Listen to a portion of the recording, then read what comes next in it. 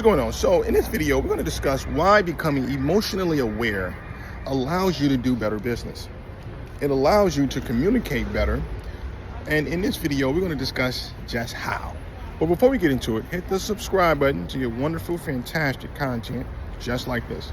So why is it that emotional intelligence is a huge contributing factor to your success as a person or as a business person? Well, because when you think about it, how you feel and understanding how you feel about situations can allow you to communicate that better to someone else. But if you ignore how you feel, then you can't communicate how you feel to other people in certain situations.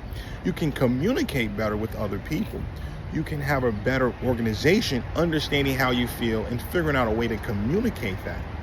So oftentimes people become socially awkward because they're not thinking about how they feel in the situation, and they're not sitting in that feeling. And when they sit in that feeling, they can think about how they feel, what they're feeling, why they're feeling, and then from there you can navigate better. So another thing is that's the internal, but now we're gonna talk about the external.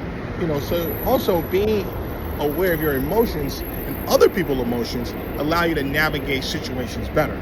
Like for instance, if you know someone is very needy, then you can go into the situation knowing this person this way and prepare for that person. Or if you know a person, you're dealing with a grandma who is let's say you're about to buy a house from a grandma, and she's really concerned about how the transaction is going to take place. You can prepare for that worry that she has going into the scenario. Or like I work in a retail store.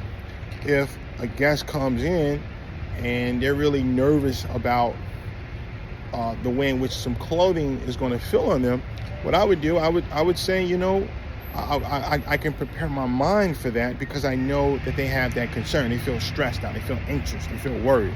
So because of that, I can navigate that situation better. However, if I ignore that, right? Then what happens? Then that person's gonna get further upset because I'm ignoring how they feel about that scenario. So most times, it's not that you have to agree with that person about the way they feel about it, because you could be right in the way you think about it, right? You could be 100% correct, but the way that person feels is more important than you being right, if that makes sense. So it's about just communicating how you feel in a way that makes them feel better, but standing on your own position. So when you think about it in that way, emotional intelligence